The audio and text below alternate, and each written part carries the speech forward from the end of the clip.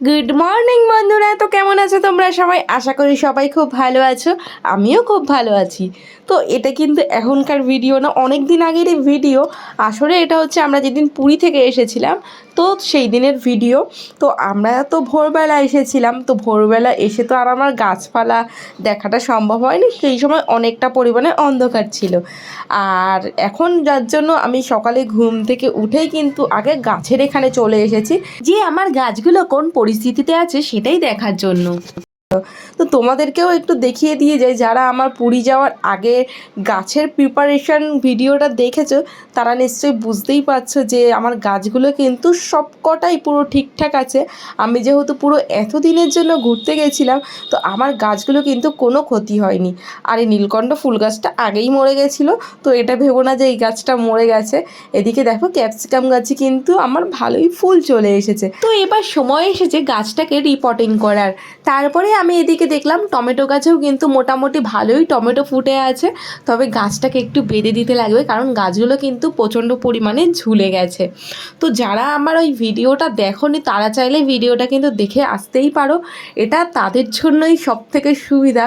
তো যারা অনেক দিনের জন্য ধরো ঘুরতে যাচ্ছ, আবার তারা গাছও খুব পছন্দ করো, তবে গাছগুলো অত দিনের জন্য কিভাবে বাঁচাবে, তো সেই রকম যদি তোমাদের পরিস্থিতি আসে, তো তার জন্য কিন্তু তোমরা সেই ভিডিওটি দেখে আসতেই পারো। আমি ডেসক্রিপশন বক্সে লিঙ্ক দিয়ে দেবো। তো গাছগুলো যেহেতু সব এক জায়গায় রাখা ছিল, ওই কারণে কিন্তু আমি গাছগুলোকে যার যার জায়গায় রেখে দিলাম। তো এই তো আমার মোটামুটি কিন্তু সমস্ত গাছের কাজ বলতে পারো কমপ্লিট হয়ে গেল। তবে একটা গাছেরই কাজ বাকি ছিল, সেটা হচ্ছে আমার ঘরের সামনে যে জানলাটা রয়েছে, সেই জানলাটাতেও আমি একটি মানি প্ল্যান্ট ঝুলিয়ে রেখেছিলাম।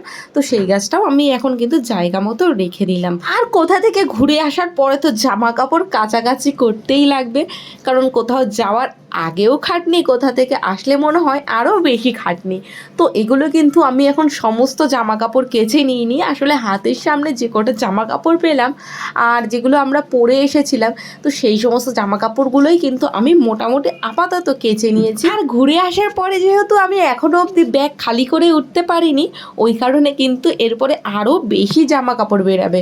আর যেহেতু ওদিকে আমার শাশুড়িমাও কিন্তু আজকে ছাদেই মেলতে আসবেন, কারণ উনি খুব বেশি জামা কাপড় হলে সেই দিনই ছাদে আসে, কম জামা কাপড় থাকলে উনি মোটামুটি ঘর থেকেই মেলে দেন। যেহেতু আজকে আমাদের দুজনেরই প্রচুর জামা কাপড় বেরাবে মোটামুটি কাচার জন্য, তো আমি ভাবলাম আমি না হয় কিছুটা জায়গা মেলি আর কিছুটা জায়গা না হয় উনি এসে মেলবেন।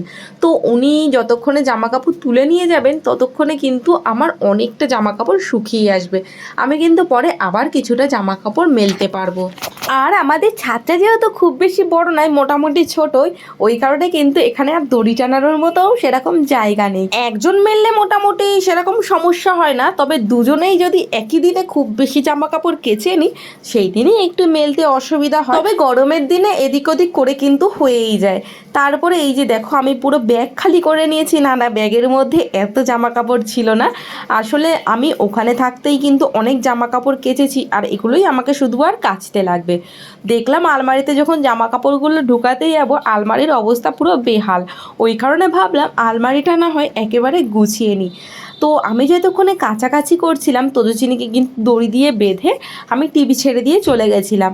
তো এসে দেখলাম তোজো খেলা করছে, কিন্তু আমাদের চিনি ঘুমিয়ে পড়েছে, কারণ আমাদের চিনির কিন্তু ঘুমটা সেরকম হয়নি।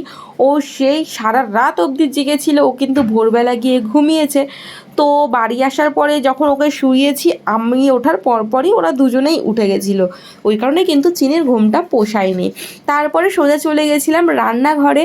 তো তোমাদের দাদাভাইয়ের খুব ইচ্ছা করছিল একটু মাংস খাবে, তো ওই কারণে ভাবলাম আজকে না হয় একটু চিকেন করেই ফেলি। তবে হাতে যেহেতু আজকে অনেক কাজ, ওই কারণে তোমাদের দাদাভাইকে বললাম মাংস ছাড়া কিন্তু অন্য কিছু করতে পারবো না, ও কিন্তু তাতেই রাজি হয়ে গেল। তবে ভেবেছিলাম সমস্ত কাজ করে যদি পারি একটু দুপুরে ঘুমাবো, তবে সেই উপায় আর আমার নেই। আজকের ভিডিওটা তাহলে এই অবধি। ভিডিওটি ভালো লাগলে অবশ্যই একটু লাইক শেয়ার কমেন্ট করে দিও, আর যারা এখনও অবধি চ্যানেলটি সাবস্ক্রাইব করনি তারা প্লিজ চ্যানেলটি একটু সাবস্ক্রাইব করে দিও, পাশে থাকা বেল আইকনটিও অবশ্যই ক্লিক করে দিও, যাতে আমি আরও যে নতুন ভিডিও ছাড়বো সেই ভিডিও নোটিফিকেশানগুলো তোমাদের কাছে সময় মতো পৌঁছে যায়। তো চলো আজকের জন্য তাহলে টাটা বাই বাই, সবাই ভালো থেকো, সুস্থ থেকো।